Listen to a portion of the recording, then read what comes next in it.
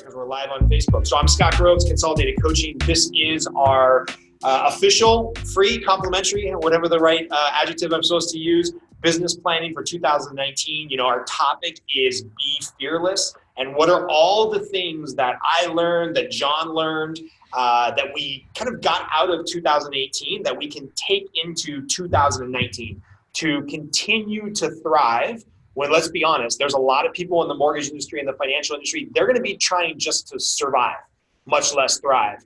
And I'm going to give John a proper introduction, but some of you might be looking at John or have looked up his background. And let me just read a small list of accomplishments from John. Runs a couple podcasts. He's an author of a lot of book recommendations today. Don't worry about writing them all down. Chris is going to recap. Author of The Front Row Factor. He runs a super impactful and successful nonprofit. Think kind of Make-A-Wish Foundation, but they send people that are terminally ill to the front row experience of their life. So if somebody has a tragic ailment and they want to go see the Denver Broncos in the front row, John's organization makes that happen. He's in really great shape, which makes me embarrassed when we go to the pool because he's older than me. He runs ultra marathons.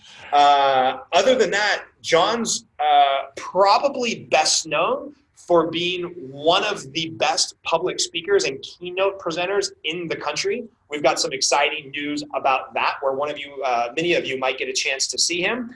And then above and beyond that, John and I have belonged to the same coaching groups, the same mastermind communities for about 5 years now. And I can just tell you from experience that even though John's not a mortgage guy, he just has such a high level of ability when it comes to coaching people, strategic planning, business planning, that it doesn't really matter what industry you're in. A friend of John and I is a gentleman named Jeff Hoffman. You can look him up. Legit, at least hundreds of millionaire. He might be a billionaire. He was one of the founders of Priceline.com. He's in the same community and coaching group that John and I are part of.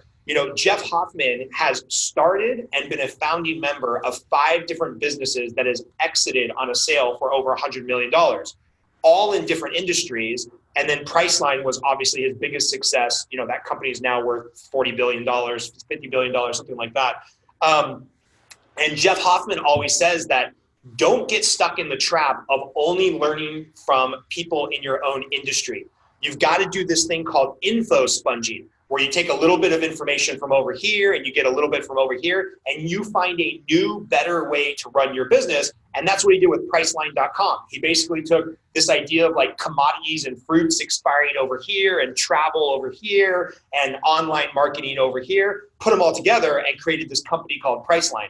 Now, look, none of us are on this call to start a new company today, but there might be some little tweaks that you hear today from John that are going to change the way you run your life, your calendar, your business. I'll add some color on that in the mortgage space, and we'll just see what we can do together in 2019. So, John, what did I miss in your introduction? No, man, that's great. I'm honored to be here, man, in your presence and with everybody on the call. Cool, man. Oh, I forgot the most important thing. Like, you actually make time for your wife and your 2 children. You had to send them to the zoo today, because usually when we talk, they're running in the back door and you guys are having fun and you're breaking for playtime. Share with us just real quick, John, first lesson, and this is going to be hard for mortgage people to stomach. What did you do the last 4 days that's pretty unique versus everybody else we know in this world? Tech free. I went no computer, no phone, just board games, playing tag, checked out. It was actually, and thanks to a community, a brotherhood that I'm a part of that challenged me to do this. It was a stretch for me too. I mean, it was challenging. So, but it worked and it was really good and something I'm very proud of. That's awesome. One of the things that I just want to bring up front is, I hate when I jump on a webinar, either pre-recorded or live, and it's effectively just a 60-minute or 90-minute commercial to sell a product. So let me just get that off the table right now. Anybody that's watching this live or recorded, we're going to give you the 2 or 3 minute pitch about Consolidated Coaching. At the end of whenever we are done talking here. We do monthly coaching, we do live events. I do some private coaching by application only. And also there's 2 things that I want you to consider about John. John runs a group called Front Row Dads. So sorry, ladies on the call, but gentlemen on the call, if you're like myself and John, super busy entrepreneur, a lot on your plate, but also striving to be a good dad, you might want to consider checking out John's website, either his monthly coaching that they do through Front Row Dads or one of his live retreats, which are awesome. I'm going to make my first one this year. And then this is part of the interactive, guys. So 282 of you on the call. Let's get a lot of you to participate in the chat box. John runs a super, like I said, impactful charity called the Front Row Foundation. If you get some value out of the next 60-minute call, which John is gracious enough to do for free, can I get a yes or a yes that you'll log on to Front Row Foundation and at least donate $50 or become an ambassador where you donate $10 a month, $50 a year, something to that effect.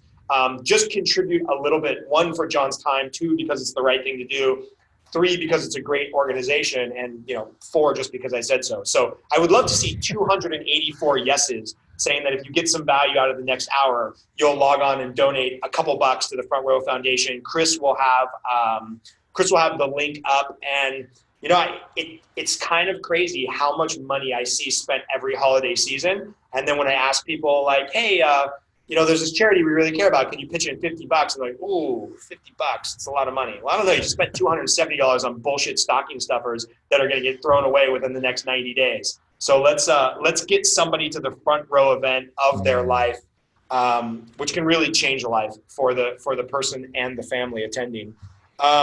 So John, what are you most excited about going into 2019? What do you think is the biggest opportunity just in business, in life, in technology that you're seeing? I know you've got your finger in a lot of different things. Yeah. It's all about leveling up, Scott. And if anybody wants to know about it, just watch that video on your Facebook page. I was laughing so hard. That's so funny. Being fearless, man. This is going to be a great year of stepping up, being bold. So for many of you that I'm just meeting for the first time, it's so great to meet you. And Scott, again, man, I'm so impressed by you and what you're building here, not only in your own business and how successful you've been, but to me, the greatest achievement in life is when you've taken something that you've learned and pass it on to somebody else. When you can kind of send the elevator back down, if you will, if you've reached some level of success, and that's what's happening in this coaching group. And so thanks to everybody for being here. What's exciting for me in 2019 is finding another gear. It's reminding myself of things that I've been learning over the years and attempt at not forgetting year in and year out. Like, for example, personal growth is not always about learning something new. It's about remembering something true. And professional growth is exactly the same. It's not always about the new fancy tool, although they can be helpful and exciting and infuse your business with energy, but it's about remembering what's true, the basic foundations of what makes something work. Like the idea that, I get caught up like everybody and wanting to know everything. And I remind myself, you can't know everything. My friend Jay Papasan, who wrote a book called The One Thing, which I think is a very impactful concept. And he spoke at one of our dad's retreats, and he was like, you can't learn everything. But what we established as a community is you can learn something, and that thing can change everything. And finding out what that keystone habit is for your year. For me, for example, we know that in our dad's community, it's health is a pillar habit. Having the energy to fulfill your big dreams and goals is key. So I want to know how I can be more curious, more humble, than ever before going into this year, and to be a better student than I've ever been, and go back to the basics of what got me to where I have been proud in my life of what I've accomplished. So that would be my invitation for everybody today on the call, is to not only be listening for that new thing, which is exciting, but listening for the true thing that is the core of what makes things work. Yeah. And, you mentioned that cornerstone habit, and, shameless plug for the coaching business and stuff that we've been talking about is just this idea of this weekly call tracker, which all of you've either been emailed this packet of information, this workbook today, or there is a link to the Google Drive that Chris just put up in the comments section. The last 2 pages is the weekly tracker and also this goal setting worksheet. And for me, the cornerstone is the weekly call tracker. Like, It's amazing. You started your job in direct sales, John, and other than what we need to do with our family and our health, so spending time with our family, taking care of our health, the reality is sales solves all problems, right? You're frustrated at the market, you're frustrated at your income, you're frustrated your boss doesn't give you enough respect, you're frustrated about this. Well, guess what? You make another sale, it kind of fixes 95% of those problems. Unless you work for a true sociopath, having that cornerstone activity of no matter what I'm going to do, I'm going to make my calls because I know this many calls are going to lead to this many sales. Those are the things we can control. We can't control what Trump does. We can't control what interest rates are going to do. If any of you on this call have any control over the bond market, get off this call immediately and start trading bond futures. We just don't have any control over that. In some respects, I don't even have any control if my, wife is going to be there tomorrow. She could walk out on me. Don't think she's going to. But what we can control is how we live our life, how much time we spend with our family, how we take care of our health. I've learned that a lot from John. I'm probably down 25 pounds since I met him. And then of course, front row moment, lots of front row moments. And then for the cornerstone activity at our work, like making the calls. And John, if I polled everybody individually on this audience, they would all say, oh yeah, I know I got to make the calls to get the deals to be successful.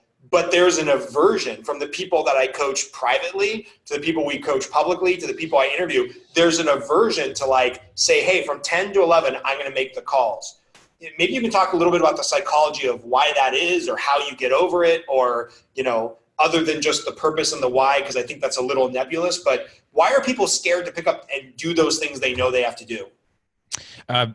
People are scared of rejection. We want to gravitate towards the path of least resistance. We want to do the easy things.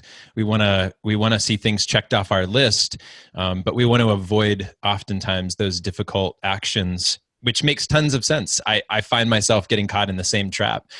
And part of what gets us through that is understanding, and we write about this in the Front Row Factor book, is that you can learn a lot about living life from people who are fighting for it. You talk about challenges, you talk about adversity, you talk about things happening to you that you are not hoping for, right? That these are things you're not anticipating hitting you this year.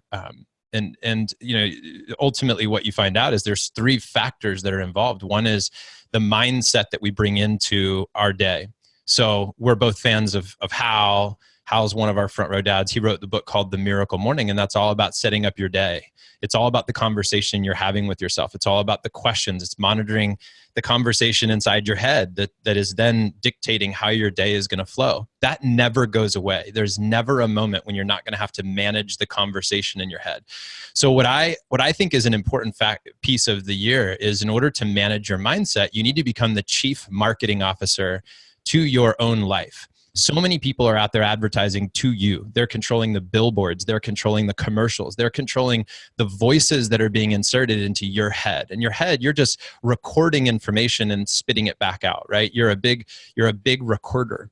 And so we need to be intentional about that. So I've taken not only the opportunity to create my own mindset by shaping my environment, everything around me has to keep me focused on what it is that I'm trying to do. So if I know what my one thing is, if I know those calls need to happen, and I know I'm resistant to doing them, I know that I'll get distracted, pulled into all of a sudden cleaning my office, checking Facebook, responding to emails that don't need to be responded to, whatever it is that pulls me away, I need something that's going to keep me totally focused. So something as simple as on my desk right here, just pull it up. I always have a stack of note cards. And every day I write down my high 5 activities on this card, the 5 most important things I need to do. And that might be even the 5 most important calls I need to make, or whatever number it is, whatever it is for you that you're focused on. That's the key hour and a half to 2 hours a day. I mean, you can move mountains in your business if you have 2 hours of uninterrupted focus time on the most critical area, which is perhaps in your business, making the calls, right? That until that's done, nothing else happens. And I put that right in front of me, and I've got it there at all times. I also think the third element we talk about, so it's mindset, it's environment, and it's relationships. It's having yourself surrounded by people that are going to hold you to a higher standard. I think that's why being part of groups is so important. It's not that you can't do it alone. There's a saying like, alone. If you go alone, you can go fast often, but if you go together, you can go far. And I think that what we want is something sustainable. Say that again. If you go alone, you can go fast, but if you go together, you can go far. And so for a lot of us, it's not about just having a pop of sales results for the month of January. I mean, that's great. I hope you crush it in January. But what I want is I'm in a marathon. I want short sprints in my life, but I know that ultimately I want this to be a long, healthy ride. I want sustainable activities. I want habits that can be done every day for the rest of my life. I want to think about the decades ahead that I have and what I'm building towards ultimately. So whenever I'm creating these habits, I'm thinking about, hey, I don't want to build just a business for 2019, although that might be my short-term focus. I want to build a business that whether I'm, for you all on the call, you're in the mortgage business 2, 3, 5 years from now, I want to position myself. I have so much momentum, so much social equity, so much relationship capital that no matter what happens, no matter what the market does, no matter what I end up doing with my life, that I'll be fine because everything at the end of the day is relationship driven. It's all about community. You're not paying for information even when it comes to the mortgage industry to learn. You're paying for filtered information. Like you could Google all day long and get tons of information, but what you get with Scott and his group is, and with the right types of groups and the right type of relationships is filtered information and the proper accountability with people that are holding you to a higher standard. Yeah, and I think, I always like to joke when we're doing a live event or whatnot and I'm interviewing top producers. I just have this go-to joke where I constantly say, oh, let me write that down. Care about people. Care about people. Care about people. And it's true. The reality is when I look at our business, if we're treating our clients like a commodity and we're putting them on a conveyor belt and we're not creating some type of rapport, relationship, community, value add, post-closing follow-up, if we're not doing those things, then we can't be mad when we get treated like a commodity and they say, well, I found a better offer online. They gave me the information online. I'm going with them. And then we as loan officers get mad and we stomp our feet and we go into the Consolidated Coaching Facebook group and we talk about how hard we worked on that deal. But really, if we're treating them like a commodity, we are going to get treated like a commodity. One of the loan officers in our office was meeting last night with a veteran and his wife for 2 hours, and I was waiting on him to go grab a cigar. I was like, man, that was a long meeting. He's like, yeah, but you know what, Scott? That 2 hours I spent with them in person are going to save me 4 hours of headache down the road because I've built that rapport. I've built that small community team with them and their realtor, and those people are never going to leave me over 1/8%, over 1/4%. So, some of you are doing business at scale where you don't have time to meet with everybody in person. Some of you, that's not geographically possible, but I want you to take this to heart. Anything John's saying about building community, not only in our coaching business, in our teams, in our office, it's really important that we transmit that feeling to our clients. Because if we don't, or if we don't figure out a way to do it through more personalized automation and touch points, then you're going to become a commodity. And, sorry to offend anybody with my foul language, but we talk about this all the time in the office. Like, well, you get treated like a prostitute, or you act like a prostitute, you get treated like a prostitute. That's just the way it is in the mortgage business. So how do you do, obviously, John, you sell a product, whether it's parental coaching or front row dads or the very impactful work you're doing with people that are terminally ill. But I know you've also sold things like a commodity. You've sold knives and you've sold, coaching programs and commodities. What's your best tip for that thing? Like, the obstacle of being a salesperson is also the opportunity. Give us your best tip on building that rapport, the things I can control. I tend to lean pretty far right. I'm in Southern California. All my clients are very far left. Yeah. I can't control what Trump does. I can't control what people think about me as a libertarian, but there are things I can control in that relationship that build rapport. Give us your top 2 or 3 rapport building tips with clients to hopefully cut down on that rate shopping and that commoditization of our industry. One of the things that I've noticed, we go back to the beginning of the call where you talked about Hoffman, one of our friends who's also donated generously his time and energy and talents to the Front Row Foundation.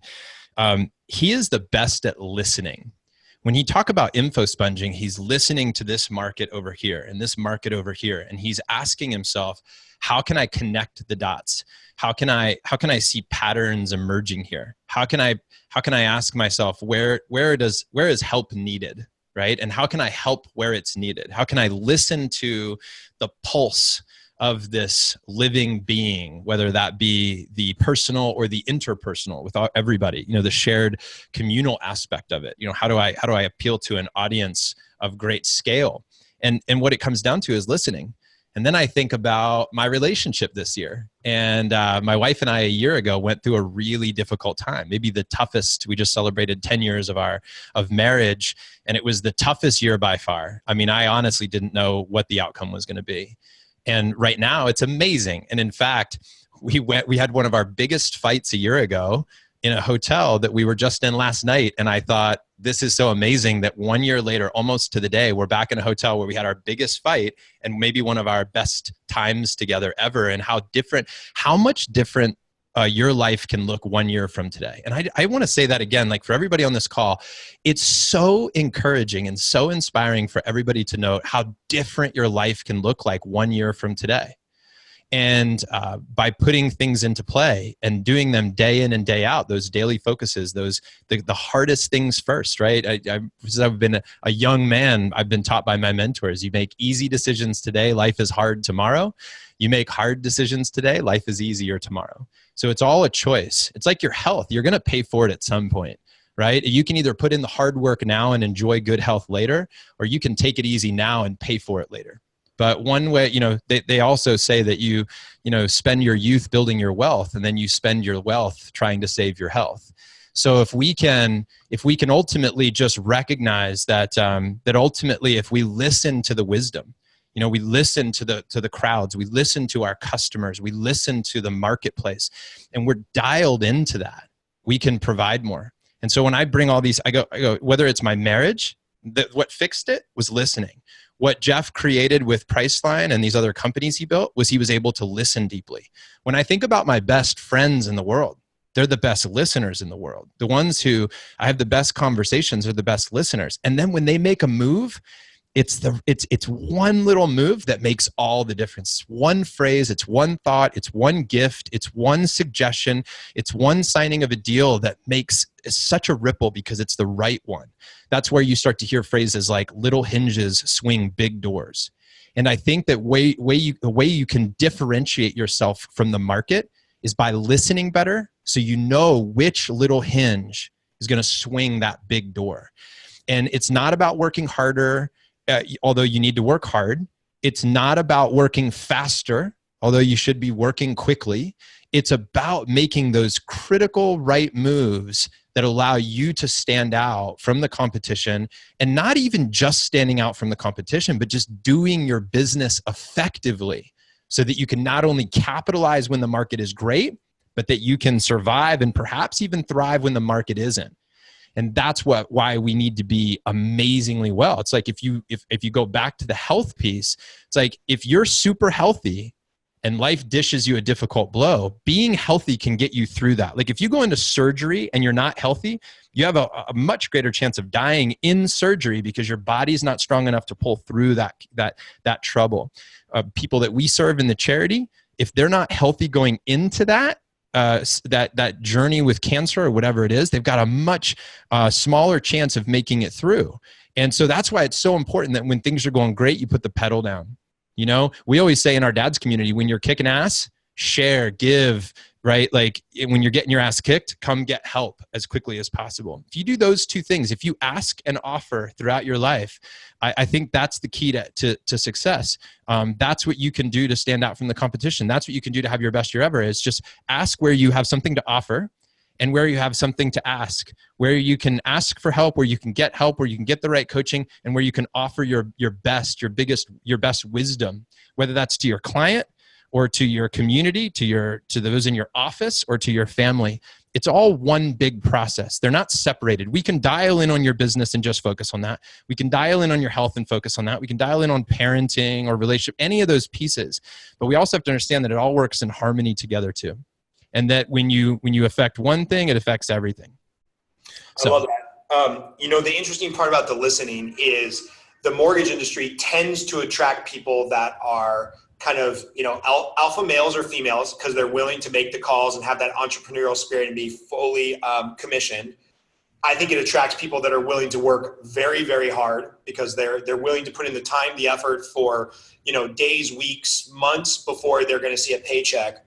However, because of the 30-day cyclical nature of the business, it also attracts people that are like me. I have shiny object syndrome. Something goes a little bit bad in my business. I'm ready to light a match to it, rebuild the whole thing, new CRM, new workflows, new companies. Oh my God, how can I make these drastic changes because I lost a deal to rate?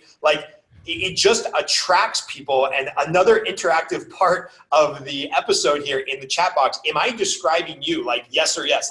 You work hard, you have focus for the longevity of this business, but at any little moment, you've got serious shiny object syndrome and you are ready to burn it down and start over with a new process, a new workflow, a new company, a new loan officer assistant. Am I describing you guys yes or yes in the chat box for the attendees?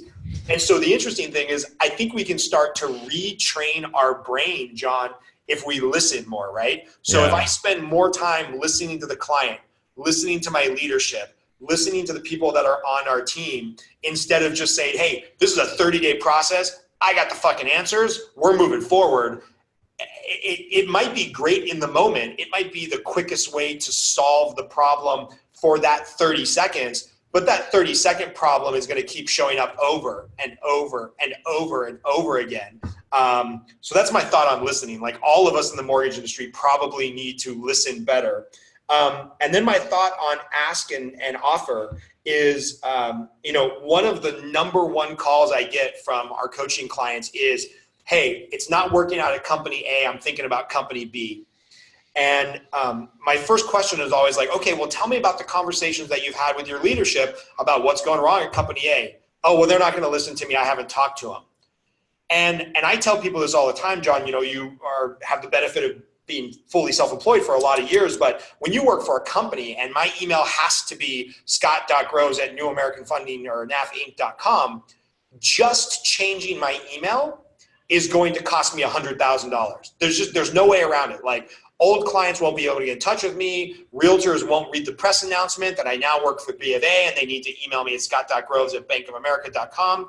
Subtext, I would probably never work for Bank of America, but anyway, that's a different webinar. It blows my mind. People will completely disrupt their life.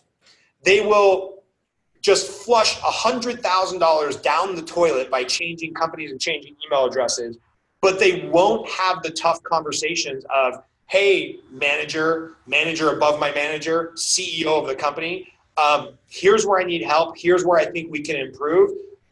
Can you help me get on a 90-day plan or a 6-month plan to do better and stay here because I like the company and I want to stay, but this segment of it isn't working for me.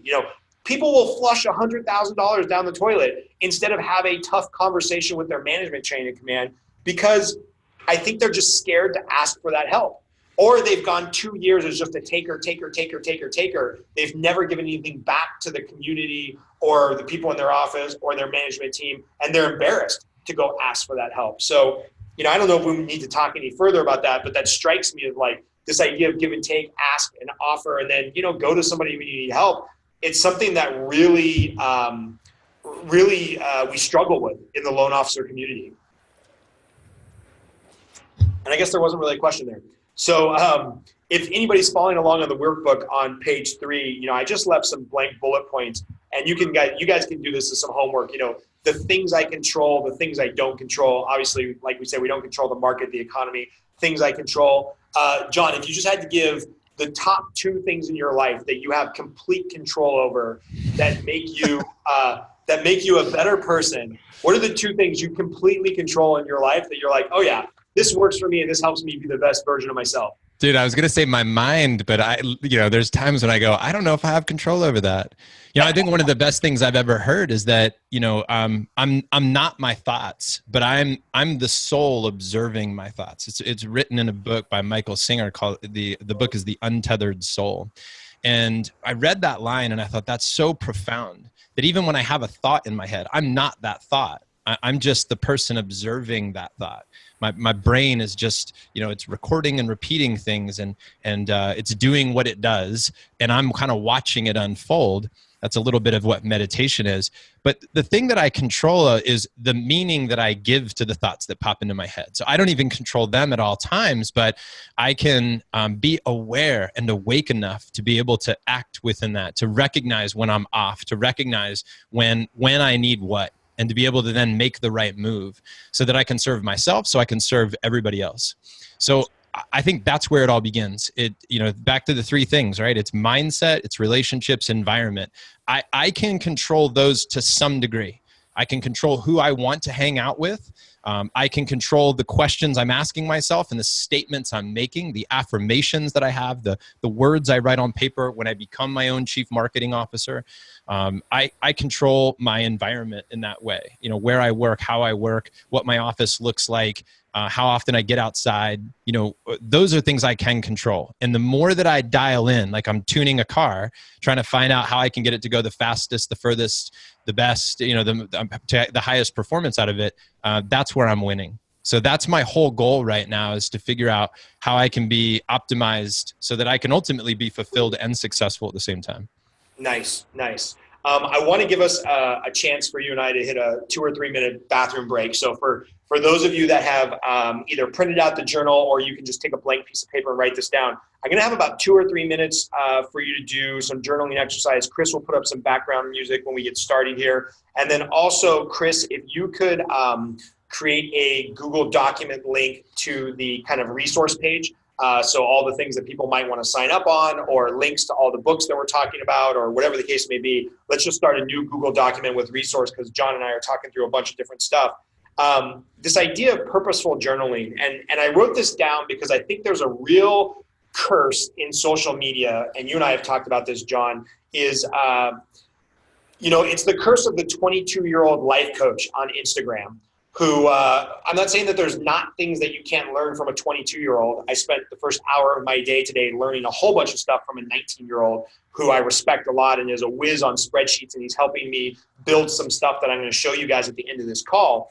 But I think this idea of I just keep blaming them, the 22-year-old Instagram life coach of like, oh, you've got to love what you do. You've got to love what you do, or else there's just no reason to do it. Blow up your life, start over again. The reality is most of us on this call didn't wake up this morning. I woke up at 4:45 a.m. I'm sure some of you woke up a little bit later than that. I didn't wake up this morning saying, you know what? Can't wait to look at some 1120S corporate tax returns. Hell yeah. Going to do some income worksheets. Going to see if this person wrote off some depreciation. Like, I don't love what I do in that sense, However, I think you have to have a lot of energy around either who you're doing this for, why you're doing this business, what you're doing this business for, if you do love the tax returns, or how you're doing it. And let me just give you a brief example of each. I had a loan officer assistant used to work for me, could care less about the mortgage business, but she was a single mom with 3 kids. She showed up every day, put in a lot of hours, and worked really hard, because for her, it was about who she was doing the job for. And that motivated her. The why, I doubt John loves going through the books of his nonprofit and figuring the 503c paperwork and all that stuff. But you know what? You do it for the why, because you want to elevate society and take care of people that have that terminal illness. Some people love the what. I know John has an operations manager. I have a business partner, and they love the granular what we do. Justin Bale still finds enjoyment in being the smartest man in the room and knowing how to look at tax returns and guidelines and programs. And John has some people in his life that really love diving in and do the granular stuff and run the events and file the tax returns. Blows my mind, but God bless them. And then the last thing is the how.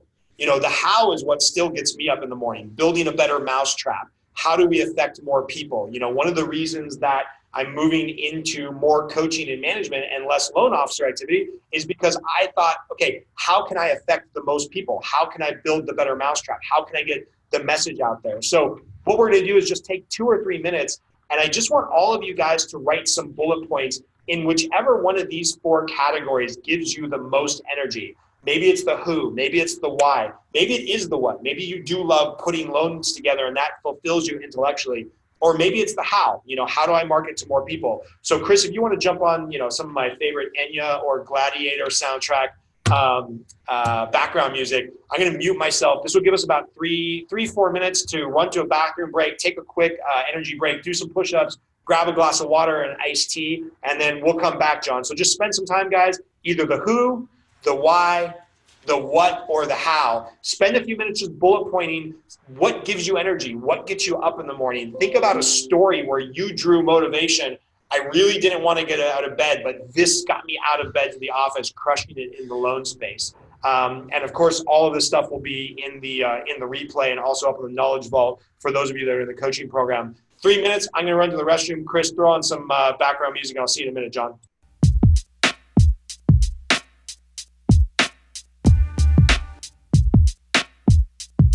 We got some complaints about the music. Chris told you always got to go to Enya, man. Hey, you know what? Always got to go to Enya. Somebody's asking what make and model mic you have, John. I was just looking. I bought it so long ago. I'm not quite sure. I'll try to find out though. I'm going from the Front Row Foundation representing to our brand new, exciting consolidated coaching t-shirts representing. So yeah, I like it. We'll do a quick switcheroo. Danielle, my goal was anything but Enya, so I tried my best. Okay. Quick question from the audience. When you think about this, and obviously we would handle this a little bit different in our in-person event, which we're doing in May. Shameless self-promotion there for our next live event. Just out of curiosity, where was the energy? Where was your gut reaction? I would love to see a couple hundred rapid-fire answers here. Was it the who? Was it the why? Was it the what? Was it the how? And don't feel guilty if you have kids and you didn't say it's the who. It's okay. You don't have to work this hard for the who.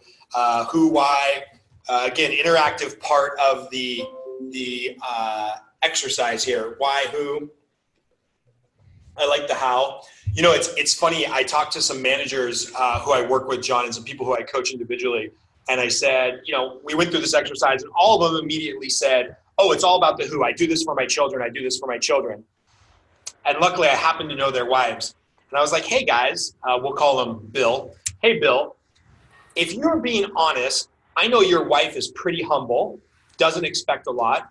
You work a shit ton of hours. If you were actually working for the who, don't you think you would be totally fine with a $60,000 a year job if you could be home, 50% more time with your kids? And they're like, yeah, that's true. I'm like, okay, so that's cool. Like, let's just be self-aware. You're not really doing it for the who. If I answer this question and said, oh, I totally do the mortgage business for my children. Well, not really, because the mortgage business keeps me away from my children a significant amount of time.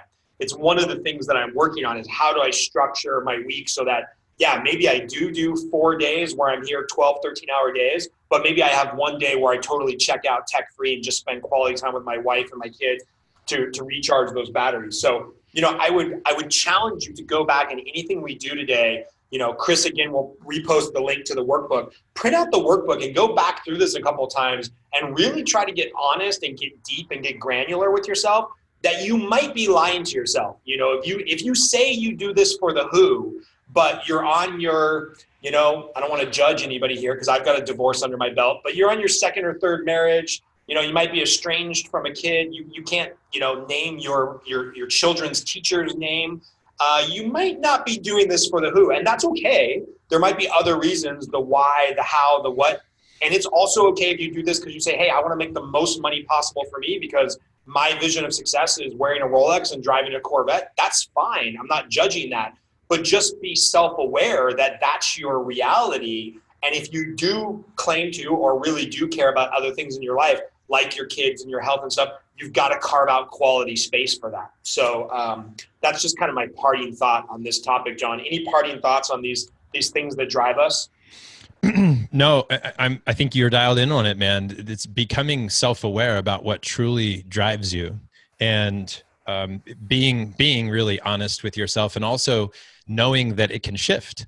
Just because you discovered that 2 or 3 years ago that you did your work for one reason and you're holding on to that, it may, as you dig in, actually, it may have shifted and you need to reevaluate why you're doing it, who you're doing it for, how you're doing your work. There should be check-ins. One of the things I really appreciate is having 2 forms of work. One is where you stop, pause, and ask, how else can I do this? There should be a time period of your year where you stop and get divergent in your thinking, get creative in your thinking, where you sit around either with yourself in a journal or your team and you say, guys, let's just think radical. If we broke everything and started fresh, if we did burn it down and built it fresh, what could it look like? And that's a really important train of thought. But then once you're done with that train of thought, you cut yourself off and say, okay, let's make a decision of what we're building. Let's actually draw the blueprint and then let's go build it. because we have to build the building, live in it, decide if we want to keep doing that. But you should have regular check-ins to reevaluate all of what you're doing and ask, do we need a pivot time? But you can't be in pivot mode every day. You can't be questioning things every day. You need to get up and take the action and schedule your time to be able to check in. I also want to add that for me this year, a big takeaway, and I'm coming back to the theme that you led off with, which was, and this is for everybody, right? What did you learn in 2018 that you can carry forward into 2019? What was the best of 2018 that you want to carry forward? Amplify the good so that you can silence what's not. A principle we've learned in the Front Row Foundation. Amplify what's good so you can silence what's not. Scott, one of our good friends, John Berghoff, constantly talks about Peter Drucker talking about, the purpose of a team is to make the strengths so powerful that the weaknesses become irrelevant. Right. And so when we look at our businesses, when we look at our year, some of it is figuring out where the strengths are in all of these and then amplifying them. Your strengths in your who, your why, your what, your how, and then amplifying all those. That's one way to approach these categorically. Right? But that's an exercise that you can do. You can sit down and write, why do I do it? Who do I do it for? How do I do this? And then figure out the best of what is, and then ask, not how do I fix what's broken, but how do I amplify what's good, so much so that the weaknesses become irrelevant. That's a way that you can approach this, especially going into the year. And then the last piece I'll add to this is just when it comes to how you're seeing yourself through all of this. The power of identity is so important in all of this. You talk about being honest with yourself. How you see yourself and how you define yourself will ultimately change how you operate in your business. So for example, when I realized that I wanted to be a family man with a business, not a businessman with a family, right? I'll pause on that one for a second. When I realized I wanted to be a family man with a business, not a businessman with a family, that changed how I went about my day.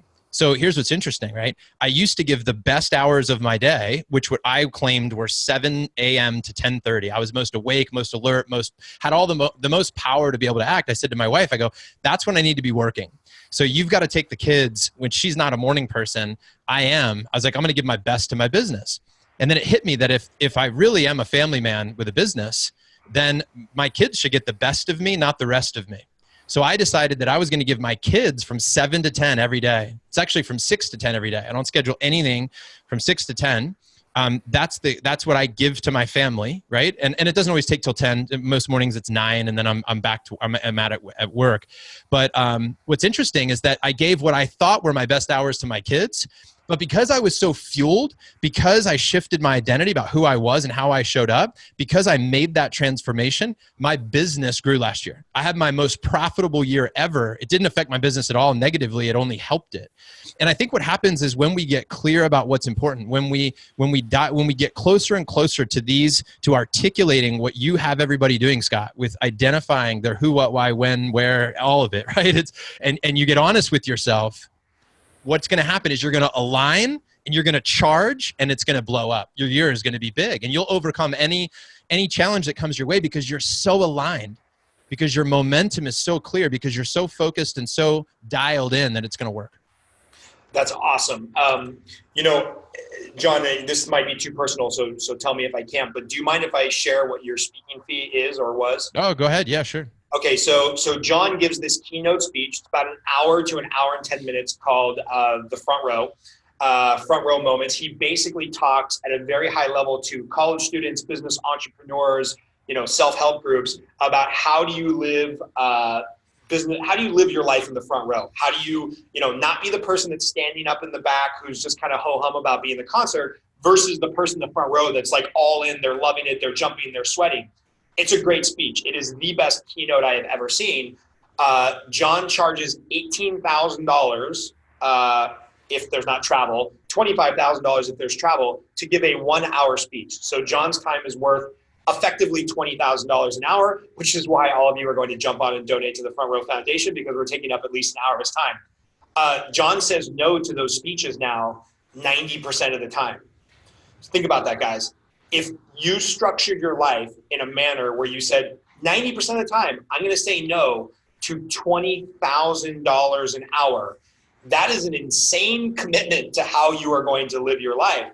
And what I'm excited to hear John say is that when we had this conversation a year ago and we started doing some business planning together, he's like, hey man, like this year might be tough for me. I'm making a very small fee from the front row dads because that's what I believe in. That's where my passion is. I might have my worst financial year ever because I am, triaging, cutting off my own arm and cutting off 90% of my earnings potential by not giving the front row speech.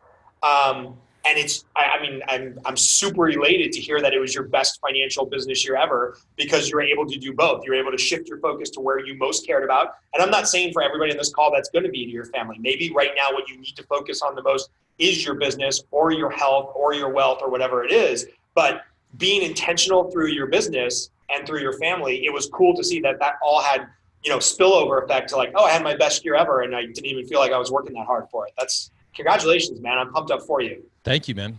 Can I let the cat out of the bag about one of the few keynote speeches that you are? Yeah, man, I'm excited. All right. So John, because we're friends and because he's a great guy and because he really believes in this community, he's talked to our coaching groups a couple times. One of the few keynotes that he is committed to is coming to our live event in May. He's going to give his keynote of the front row, how to live life in the front row on Thursday night at our live event. So that's May 9th. The live event is going to be May 9th through the 11th.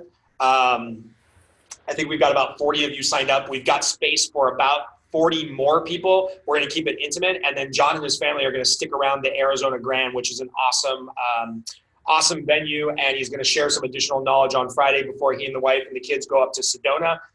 So he's going to be there part to give his keynote and then partially to just be a guest coach and share some more of this knowledge in person. So yeah, there's Chris, shameless plug, Consolidated Coaching Live event. The link is in the comments. We'll get back to the business planning, but just know that John's going to be there. And I really want to say, John, thanks to, from the bottom of my heart that regardless of what you charge for that event, just making the time for this community, it's a big deal to me because I know you say no to about 90% of those opportunities. So thank you. Yeah, man, you're welcome. And I think that the value add to the audience here, and everybody, again, I want to say thanks for your time because I'm clear that is a resource you don't get back. And so I just want to honor all of you for investing in yourselves today so that you can provide more value to your families in the world and to the experiences that you'll have and that you'll help others have. What was I going to say there? I actually had a point. The value add of what you were saying about focusing in, right? And saying no. This is actually a really important part to having your best year ever and being really productive. And especially if you might be facing turbulent times is, I was at an event 2 months ago and I was backstage and I was talking with Darren Hardy's back there of Success Magazine and Jocko Willink's back there and Scott Harrison of Charity Water and, all these amazing people who are giving these incredible keynote speeches. Jesse Itzler, who's married to Sarah Blakely, who founded Spanx, and just these incredible people with incredible stories. And you talk about themes, you talk about noticing and listening. And one of the questions I'm always asking when I'm hearing all these speakers is they've all got an idea or a message, but what's the common theme? Right? What's the thread?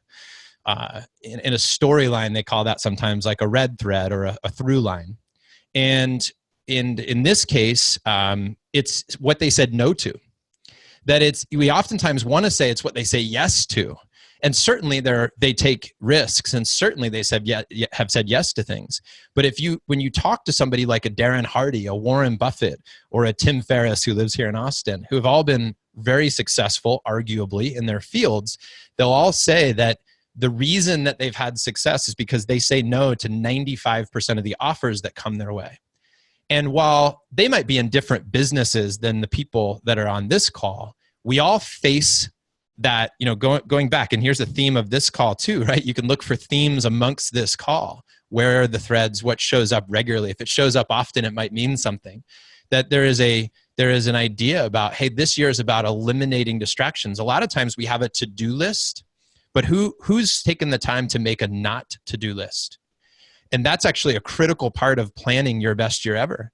Is these are the things I'm going to do and these are the things I'm not going to do. Hey, you want a strategy, a practical strategy for actually making the phone calls and getting the work done, picking up the phone and overcoming the adversity?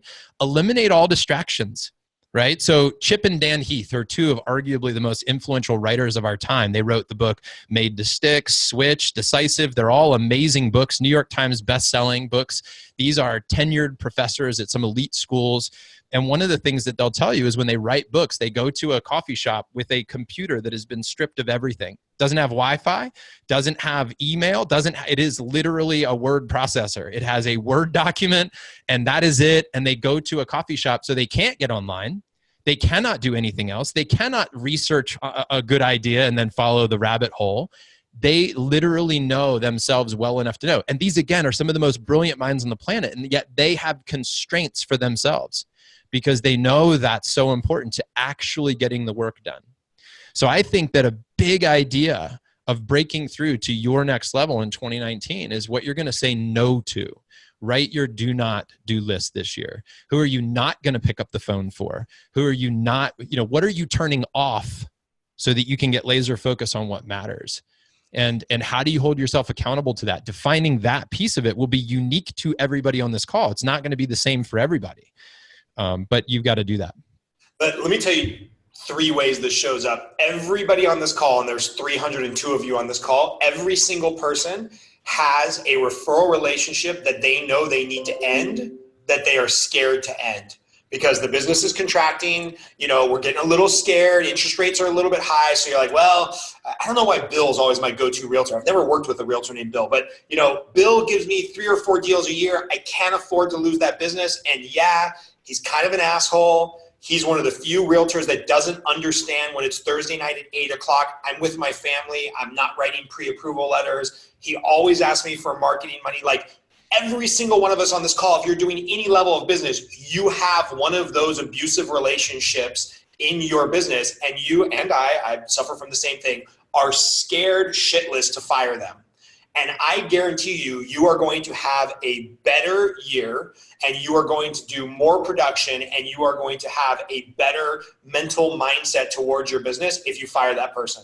If there's somebody that you need to say no to, just cut bait and say no to them. And that's going to free up so much mental energy and so much time to go find new relationships who are aligned with what you're doing, who will respect the fact that, hey, you probably don't need that pre-approval letter at 8:30 at night because nobody's accepting offers at 8:30 on Friday night. But I can get it to you Saturday morning when I have my 1 hour carved out of Saturday away from my family where I focus on my business and get you pre-approval letters. Find those relationships and cut out the cancer from your business. And look, man, I've been there. In 2009, I made $18,000 and I was sleeping on a buddy's couch so I could rent out my house to not go into bankruptcy and foreclosure. So I get how precious every deal is, but I also know that a lot of my angst, frustration, extra hours that I put in, mental anguish from 2009 to about 2014 was from 2 or 3 relationships that I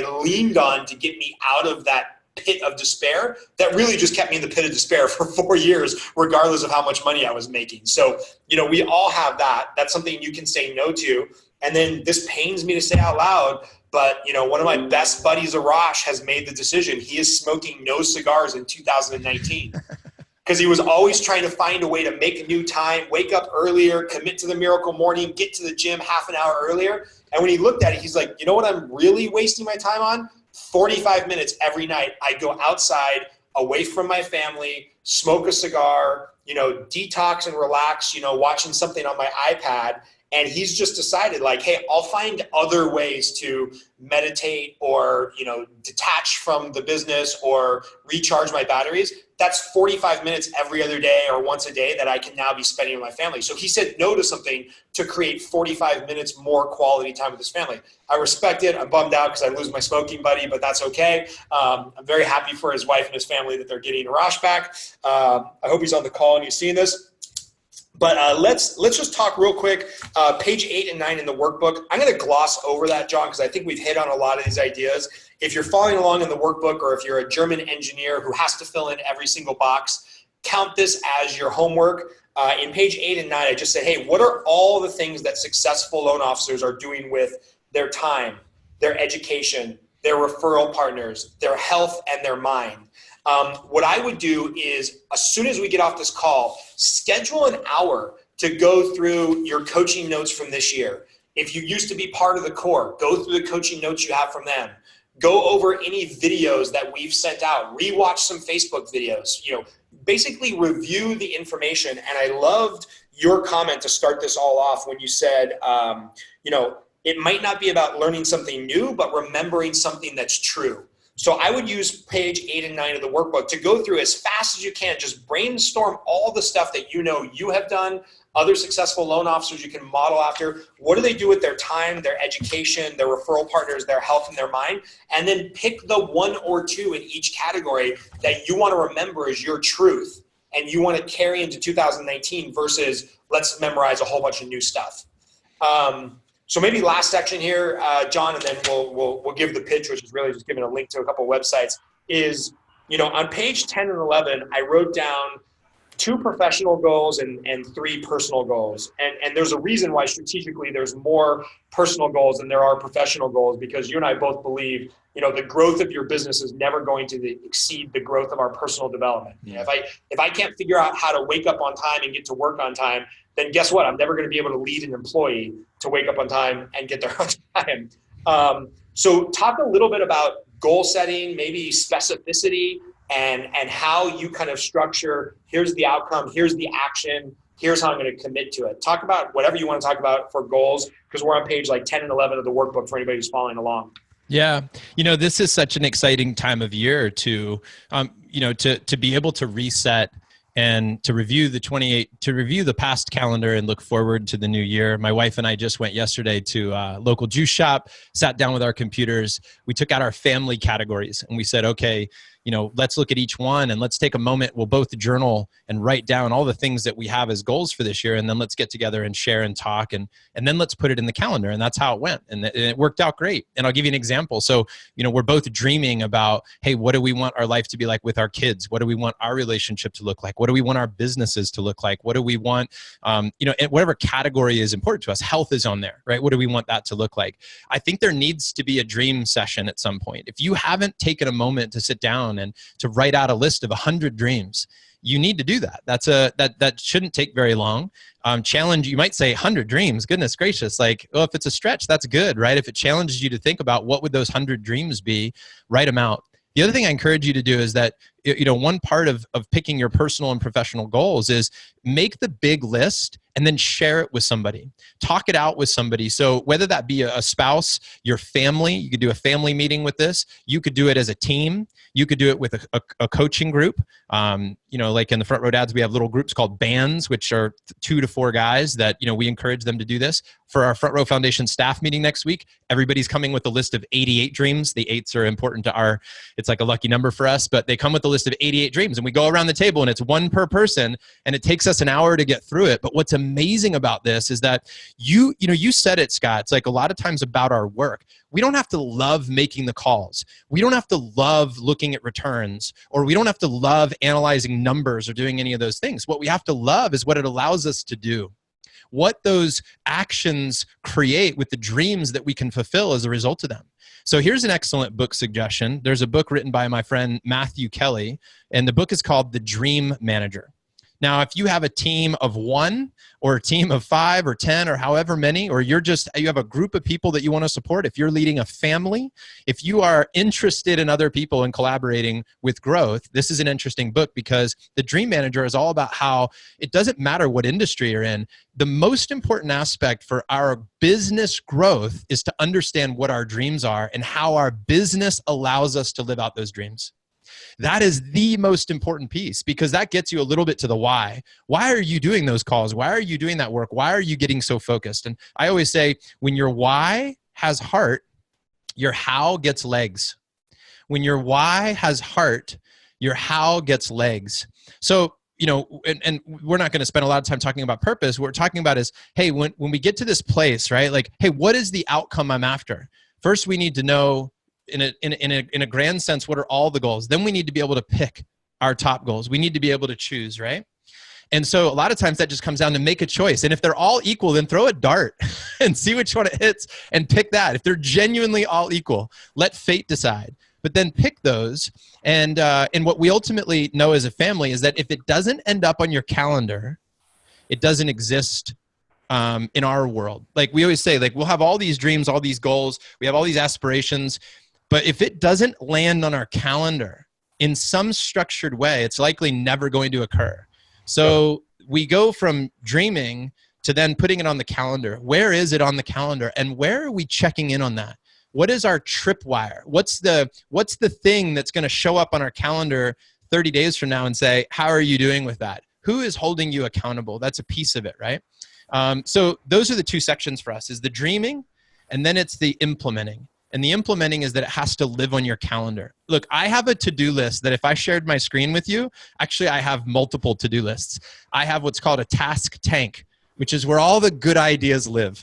And it's 150 ideas. And it's never ending, right? So it's a great idea, task tank. Every now and then I'll go through the task tank and I'll pull it out into a higher level, a more elite to-do list. And from the elite to-do list comes my high five. Right? So I'm always narrowing down. I'm always prioritizing. I even do this with relationships every year. I define my 8 most important relationships. I rank them in order of 1 through 8 in order of importance. I figure out what their dreams are, and then I ask myself how I can support them. Everything in my life is about prioritizing. Time, people, and activities. Everything comes down to prioritizing. That is the key word, right? So when you're looking at these lists, my suggestion to everybody is go big and dream. Then narrow down and prioritize, then take it and add it to a system that will support you. Because if you're trying to maintain it up here, it's not enough. This is powerful, but it has to live on paper. It has to live in a calendar. So if we say camping is important for our family, and we leave that conversation without actually putting camping dates on the calendar, camping's never going to happen. Yep. If you don't time block, and I know this is not a new concept, but it's so important. If you don't block time in your calendar for what's most important so that nothing interferes with it, it's just not going to work.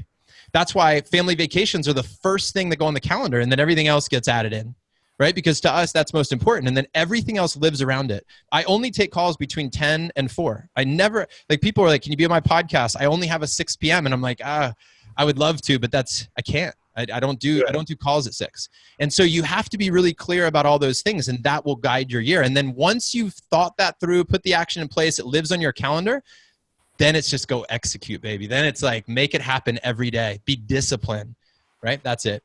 So at your recommendation, I read the family board meeting, and it's right here.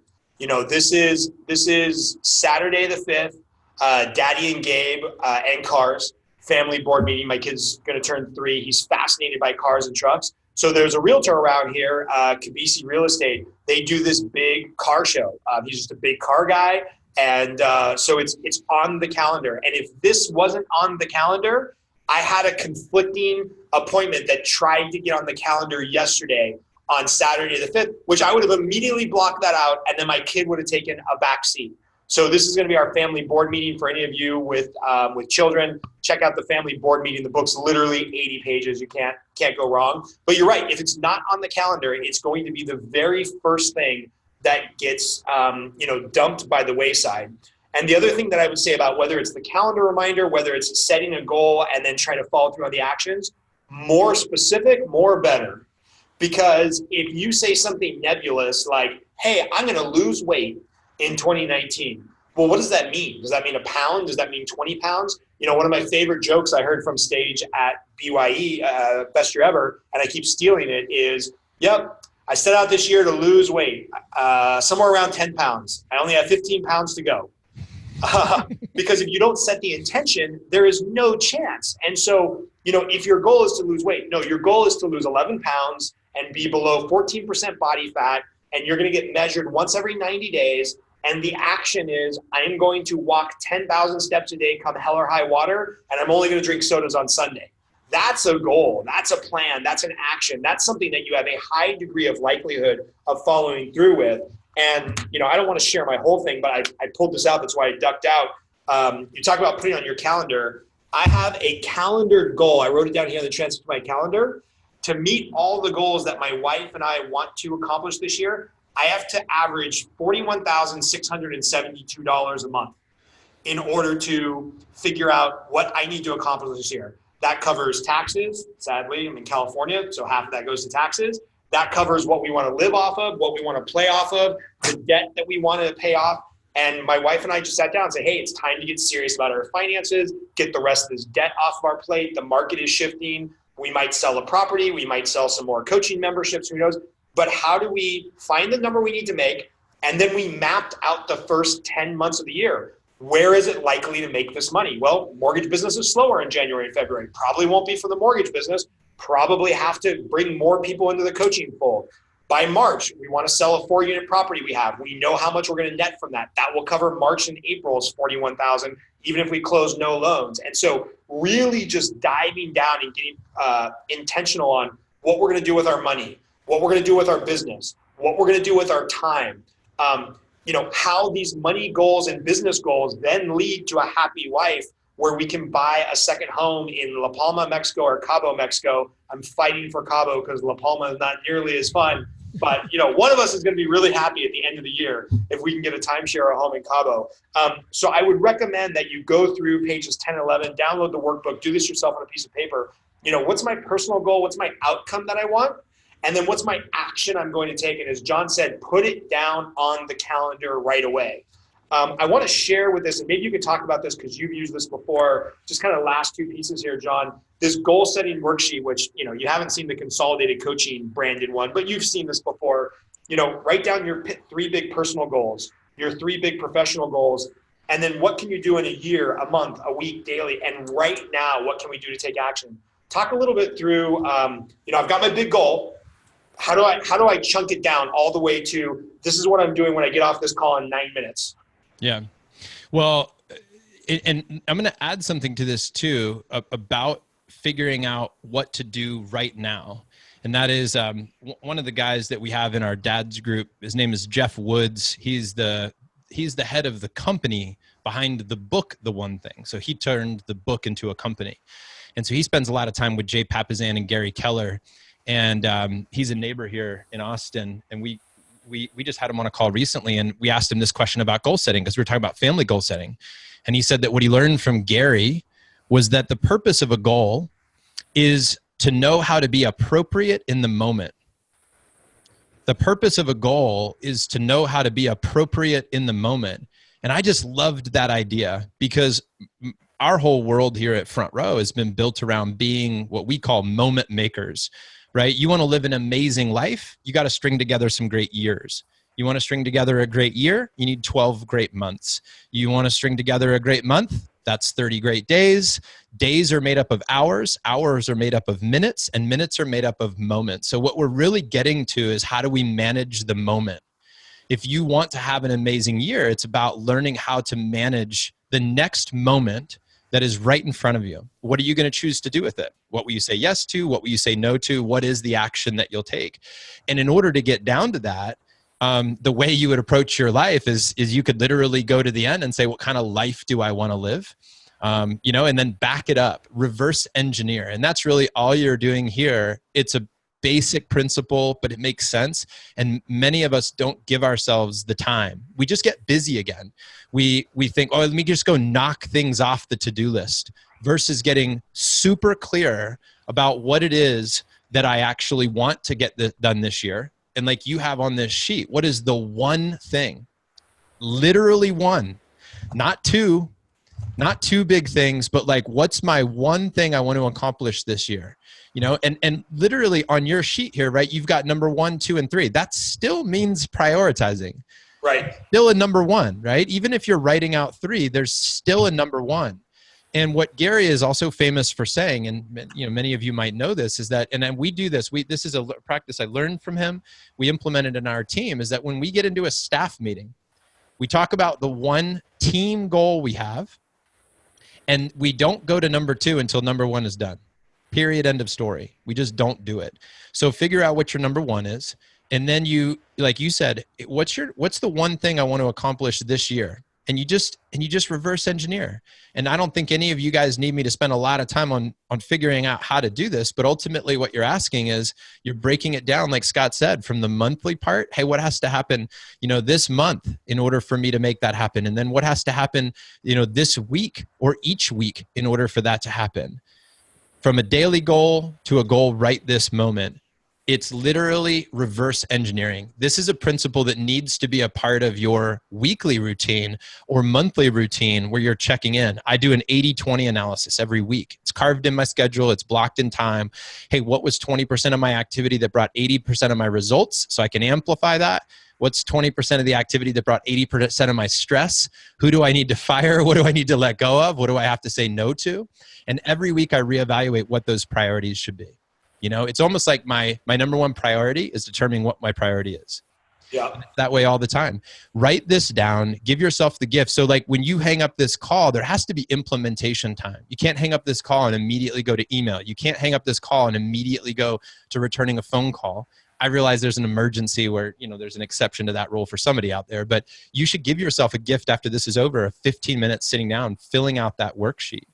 And it's literally doing the reps. You know, it's not rocket science on how to get healthy, right? Eat more natural foods, drink water, get sleep, and to get some exercise. It doesn't require a lot of rocket science, but we're not going to do those things unless we literally set our intentions. And you shift your identity. You know, you have to own this piece and make this part of your identity to get it done. Let me, I'm going to share one example because my number one personal goal is just, you know, happy wife, happy life, right? And so that's my goal. My 1 year plan, I'm kind of a nomad. I've lived in about 35 different houses and locations in my 40 years on this earth. But my wife, Karina, has lived in 2 houses. Well, now, before she met me, she lived in 2 or 3 houses their entire life. So my 1 year goal is be in a position to buy the potential forever house by 2020. Because wherever the kids go to elementary school, that's where she wants to stay. So that's the 1 year goal by, you know, early next year, next summer. The monthly goal, like I mentioned, is do that monthly financial review family board meeting once a month to make sure that we're on track. Weekly goal, the way that we're going to do that and not just get into a situation and a rhythm where we're always talking about money, debt, finances, is we want to have our weekly date night. The daily goal is, my wife is very easy to please as long as I am totally present. So how do I give her and the kids, you know, at least 30 minutes a day of focused, quality, impactful present time? Even if that means I'm going to be working from 5 a.m. to 10 o'clock at night, have them come over for a 30-minute coffee break or a lunch. Because if I give my wife that 30 minutes of focus, no cell phone, no interruption, she's happy. That's a daily goal. And then what can I do right now as soon as I get off this call? And I wrote down, just, you know, say I love you in a text, because that will make her feel good today. And so it's really just breaking down what is the grandiose happy wife, happy life is pretty nebulous. But what can we do a year, a month, a day, a week, right now as soon as we get off the call? And I would challenge you, like John said, take some time. You know, don't go back to your email. Don't worry. That loan problem will still be there in 17 minutes. So take 15 minutes to fill out some of this worksheet, at least your number one professional, your number one personal goal, and then chunk down to what you can do, you know, right now to start that stuff. And then the stuff that you're going to do weekly or monthly, calendar it, your weekly tracking sheet where you're going to fill out the calls, calendar it, print it out, have a physical representation of the things that you're committed to doing on your desk. I was pumped up to see that John does that on a 3x5 card instead of digitally, because I believe that the digital world has kind of ruined our ability to commit, because it's so easy to turn out digital stuff or tune out digital stuff. We have been preconditioned from birth, if you're under 35 years old, that the banner ad, filter it out. The ad on the side of the road, filter it out. The commercial, fast forward through it, going back to TiVo. So if you're trying to manage your goals and the things you're committed to solely in a digital format, I can guarantee you, you're tuning a big section of it out. So having that printed physical representation of the things you're committed to, I think it's a really big deal. And I think it's kind of a lost art in our modern world. So Chris is going to start printing or posting some links here. A couple things. There's 275 of you still on the call. A bunch of you are going to watch this on replay. Will you please go to the front row, or just frontrowfoundation.org, frontrowfoundation.org. If you can sign up to be an ambassador, give $5 a month, $50 a month, $50 a year, whatever. There's plenty of options to become a renewing ambassador. And depending on some of the money you spend, you might get some cool front row swag. That's true. From the Front Row Foundation. I got some great swag, by the way, recently. That means I must be donating some money. For your time, John, I just want to let you know, Consolidated Coaching, we're going to donate $1,000 to the Front Row Foundation. Oh, dude, thank you, man. Right now, it's the least I can do. So please, all of you who are in the coaching program, know that a lot of your revenue or some of your revenue from this month is going to the Front Row Foundation right now, and some of it's going to the Front Row Foundation as an ongoing reoccurring revenue. All of you, please go to the frontrowfoundation.org and find a way to donate. Pitch in a couple bucks if you got value out of this. Also, Chris is going to link. I highly recommend going to every link can be found. Chris, if you can repost that doc, that Google Doc, guys, just log on, print it out, save it. All of that stuff. And Ryan makes a good point. You know, John donated $30,000 of his time today. We've gone about an hour and a half based on his keynote speech. And then, of course, if you like what you saw here, if this type of conversation is of ongoing value to you, we offer coaching at $89 a month. We do a daily check-in every single day at 8:30 a.m. Pacific Standard Time. So 11:30, I believe, is what that is on the East Coast. I'm not so good at geography. We do the daily check-in. We do bi-monthly, first Thursday and third Thursday of the month, live coaching calls like this. I got to tell you, John sets a pretty high bar. So we're going to have to schedule some other people here in the first quarter of the year that can match that bar, John. We've got Julie Reisler coming on. We've got she's awesome. We're working with Drucker. We're working with Hoffman. We've got some really top-notch people coming on, along with some $200 million mortgage producers. So that's awesome. And then the live event, guys.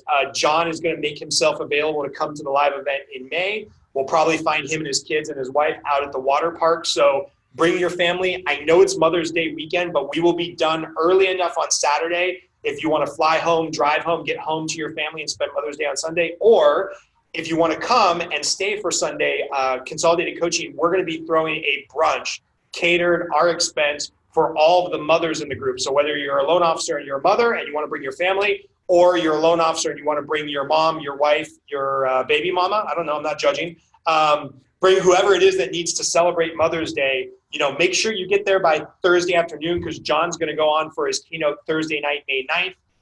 May 10th, we're going to go all day with Clay Hebert, who many of you have met, talking about marketing. Great guy, friend of John's as well. Saturday, we're going to go about half the day, and then you can either take off and be home with plenty of time for Mother's Day, or stay, party with us Saturday night, and then nurse your hangover at a Mother's Day brunch on Sunday morning. And you don't have to have your mom with you to go to the lunch. You don't have to have your mom with you to go to the brunch. If you're still around, you can come. You can celebrate my wife, she's the mom. You can celebrate John's wife if they haven't left for Sedona yet. So again, 3 things. Front Row Foundation, absolute must if you're on this call. Go donate something right now. Number 2, fill out this goal-setting worksheet. Print off 52 copies of the weekly tracker and commit to that physical representation of making your calls. And then number 3, if you are so inclined to join Consolidated Coaching, the links are up here. John, any parting thoughts before we go? Again, thank you so much, brother, for being on the call.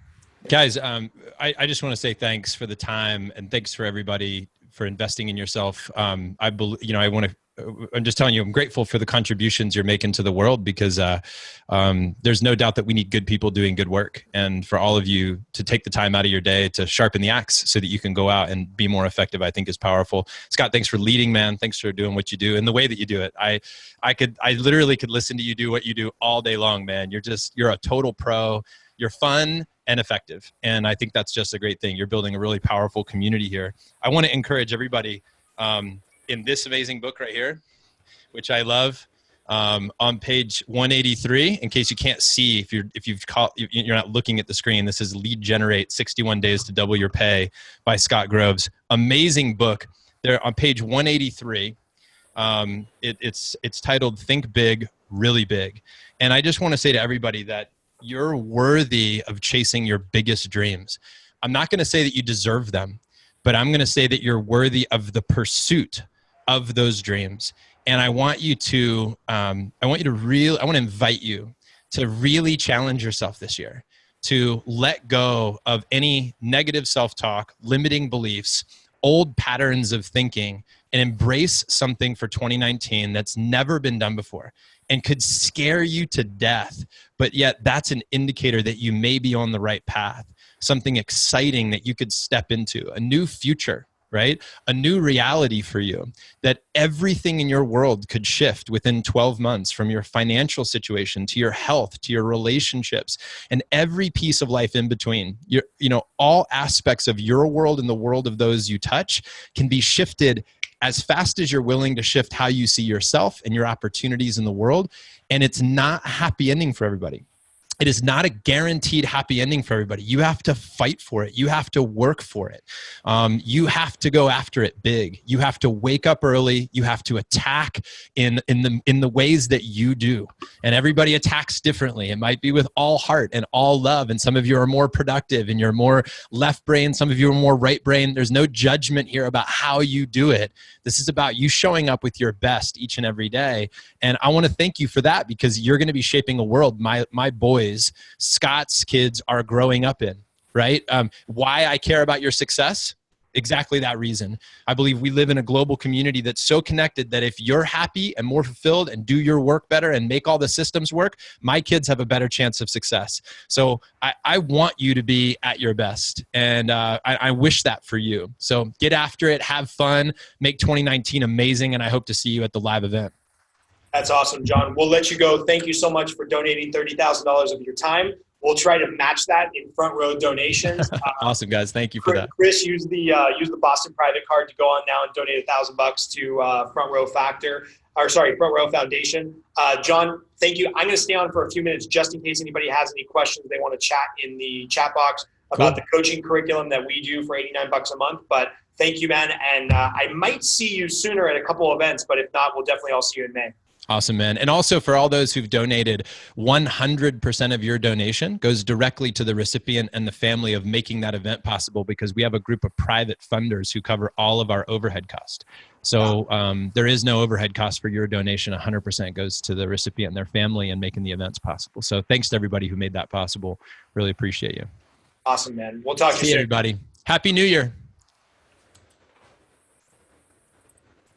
Hey guys, this is Scott Groves, Consolidated Coaching. I'm just going to stick around in case you have any questions. Obviously, John was the highlight. He always is. He's going to be at the live event from May 9th through the 11th. I've got to tell you, the lineup we have for this live event is insane. You're going to get all of the appreciative inquiry stuff, the normal kind of workflow that we do with Consolidated Coaching. You're going to get Jon Vroman giving his keynote. And I've got to tell you, John spent about 8 years perfecting this keynote to become the #1 rated college circuit speaker. And for those of you that don't know this business, because I didn't finish college, the college circuit of speaking for freshman orientation and graduation stuff, it's big business, big money. People don't do that for free. And if they don't do it well, they don't last long. And he was #1 in the country, voted on by his peers as the best keynote delivery. He's going to be giving that Thursday night, the 9th, and he's even tweaking it a little bit for, hey, yeah, we've got to live our best front row moments, but how do we make sure our clients are getting those front row moments in their business? Because this isn't just about feeling good. This is about leading and being able to strategically implement the stuff we talk about in your business on Monday morning to positively affect your business. Then in the kind of pursuit of asking great questions, we've got Clay Bear coming in on Friday. He's going to go through the 10 magic marketing questions. So he has this presentation. It's going to take about half the day to 2/3 of the day. It's the 10 magic marketing questions. What questions do we need to be asking ourselves so that we can design effectively our perfect workflow, our perfect team, our perfect system, so that then leads to the perfect marketing? Because if we don't know what the marketing looks like, and we don't know what our team looks like, and if we don't know what the follow-through looks like, we can't make all of those things homogenized and linked together. So he's going to review that. And then Saturday, we're going to be a bunch of peer coaching, opportunity to go on a panel conversation with John, with Clay, with myself, with 2 other producers that are doing over $100 million a year. So we'll have a nice mixture of business, life coaching, mortgage coaching up on there on the stage. We'll probably do that for a couple hours. For any of you that have been at the event, you know there's always peer coaching. There's probably going to be some hiking. There's going to be some yoga. There will probably even be some drinking in the evening hours. And we're doing it at the Arizona Grand Hotel, which is right on the border of Phoenix and Scottsdale. awesome property. We've got a discount code there for rooms under $200 a night. They're usually closer to $400 a night. Bring the family. There's golf courses, restaurants, on-site water park for the kids and for the adults. Last time we were there, I think myself and Chris and Sam Beckett and Michael Ullman rode those water slides about 50 times each. So it's a really good time. And then for those of you that aren't in the coaching program, look, I know that if I had a better marketing apparatus, if I wasn't a full-time loan officer, if Chris had a 10-year background in customer service and running online platforms, we could probably demand the same $300, $400, $500 a month for the digital coaching that we provide instead of the $89 a month. But the reality is, like, I just want to grow market share. I just want to affect more people. So between the daily lead generation call every day, the bi-monthly in-person live coaching calls that you guys can all interact with the way you did here, the archived information that we have, the account that you'll get with Coach Accountable, it's currently $89 a month. I guarantee you that price is going to go up significantly in the first part of 2019. So if you've thought about kicking the tires, there's no contract. I get that some people like me, some people dislike me, some people interact well with the material, some people don't interact well with the material. Sign up, it's $89. Chris will put the link right now in the chat box. Give it a try. There's kind of a fire hose of information we will give you by digital coaching, daily exercises, emails, PDF.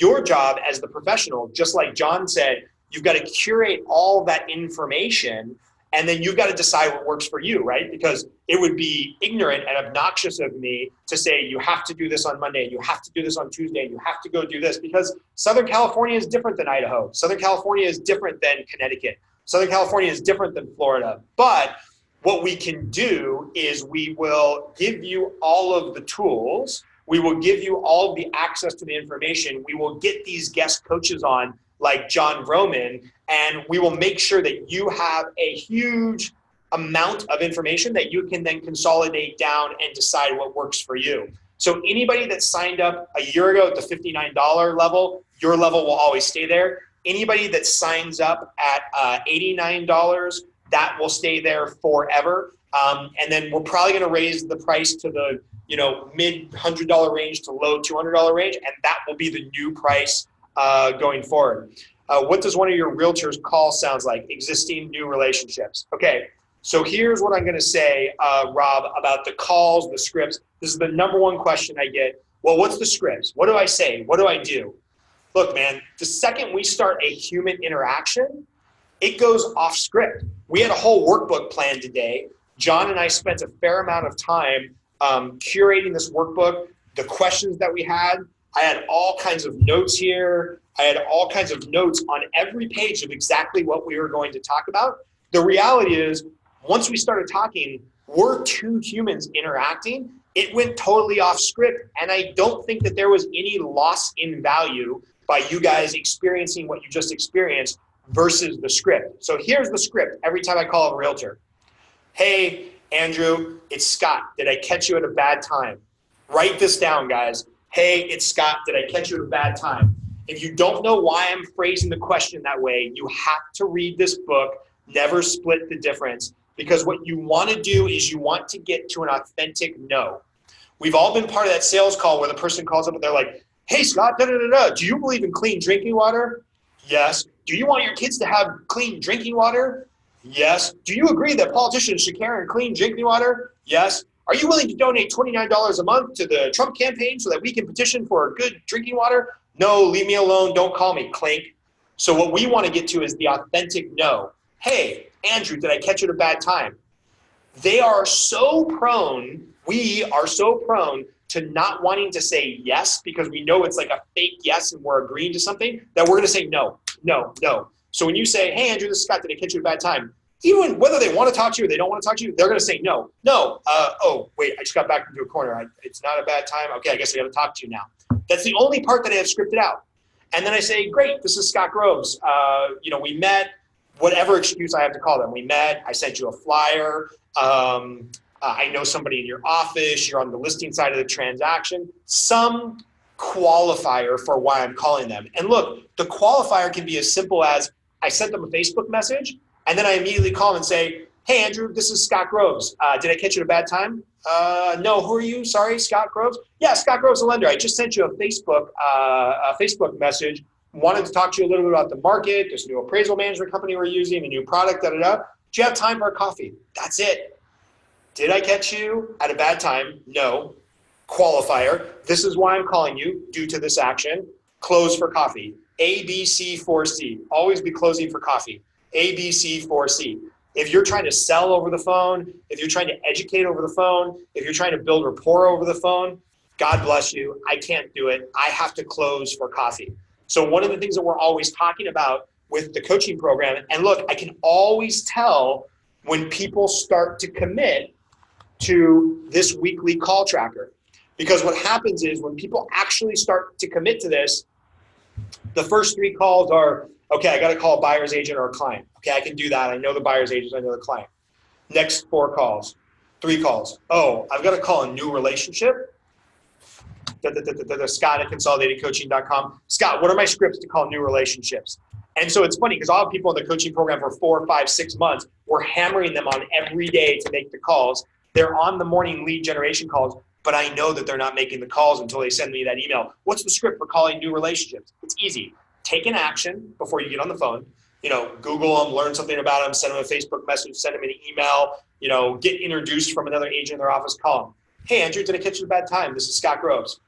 No, what do you want? Hey, I'm Scott Groves. Just sent you a Facebook message. We met 2 weeks ago at that open house. We met on Thursday night at that happy hour. I just closed a loan with Dan in your office and Dan introduced me to you. Whatever excuse you have to call them. I do loans. This is what I was Facebook messaging you about. This is what I was calling you about. I'm sure you have your guy, but I was just wondering if we could grab coffee and talk for 20 minutes. Would love to learn more about your business and how the market's going for you. And that's it. You're just closing for the coffee appointment. You're just closing to build rapport. You're just closing to get them familiar with what your name is and what you do for a living. And then one day, if you keep calling and you keep being persistent, they will use you for business. So there is no magic script. Anybody who tells you there's a magic script or there's a magic formula, like if you send them a snow globe on Tuesday and this on Wednesday, yeah, some of that stuff works because you just get in their life. But we're really just calling to care about people, build a relationship, have a 5-second or 5-minute conversation. ABC4C. Always be closing for coffee. Always be closing for coffee. And that's it. Like, hey, this is why I called you. This is what I was calling you to talk about. Do you have 20 minutes to grab coffee next Tuesday or Thursday? You can go the assumptive close. Is Tuesday or Thursday better for you to grab coffee? Just want to learn a little bit more about what's going on in your market and talk a little bit about what's going on in your business. Would love to get to know you better.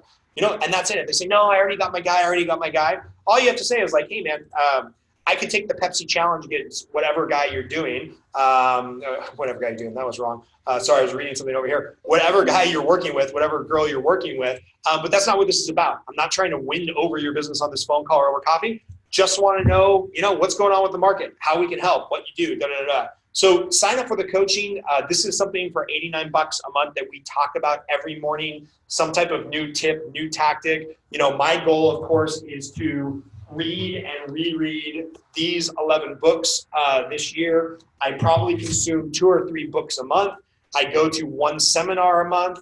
I'm part of 2 mastermind groups that cost me about 20 grand a year. And my goal, that's the name of the company, my goal is to consolidate all this information, bring you back the various tidbits that are of value, or bring back, kind of the grand ideas plus the granular execution, and then let you make, whatever is best for you work for you. Surprise, surprise. We trust you. You're adults. So what we're going to do, Chris, if you could repost the link to this document, Fearless in 2019, quick links. These are all the links for our sign up to donate to the Front Row Foundation, to find out more about John and his Front Row Dads. What we'll also do is I will put in all the Amazon links later today. So keep this Google Doc up and live. I will put the Google links to my top 11 books that I think every professional, not just mortgage professional, every professional in the area of sales needs to read. So, that was a long freaking 2 hours of talking. I've got somebody waiting for me for lunch, but I can take 2 or 3 more questions if anybody needs some clarity about why they should sign up for the coaching, why they should come to the live event in May, which $500, guys. Like, I'm just going to be honest and talk about our number one competitor, the Core. They do a lot of good things. They've helped a lot of people build a lot of big businesses. They have a lot of great deliverables for their coaching program. But I've got to say, I think they charge $5,000 now to go to their weekend summit. I will absolutely take the Pepsi challenge against any other mortgage summit that's out there for what we're putting together in May with consolidated coaching with Clay, myself, with John, with Mike Merriam, who you guys haven't even a chance to meet today because he's busy building his business at Guaranteed Rate. I'm busy. He's on the East Coast. I'm busy building my business over here with New American Funding on the West Coast. You're just going to get an insane amount of value. And look, I just want to go back to this idea of the Core.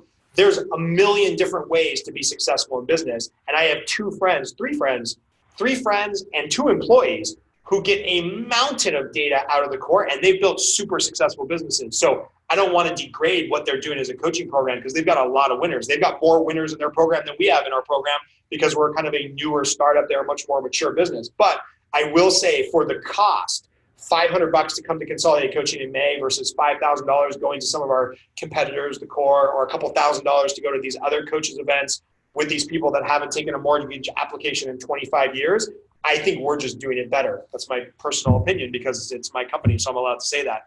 All right, cool. I will talk to you guys soon. I'm looking forward to getting back from lunch and seeing a lot of inbox receipts for people signing up for the coaching or coming to the live event, or at a bare minimum, I better get a report back from Jon Vroman that everybody went to the Front Row Foundation. No, take out the word the. frontrowfoundation.org/donate. frontrowfoundation.org/donate. Please, please, please, please, please, please, please donate money right now. They are a very, very great charity. And obviously, I'm a big fan of Jon Vroman, and he's donating a lot of time to us today, and he's not charging me the whole $25,000 to come out and meet us in May. So that's all I got for you guys. Love you lots. And I think that's all we got for you. All right. Great talking to you all. Bye.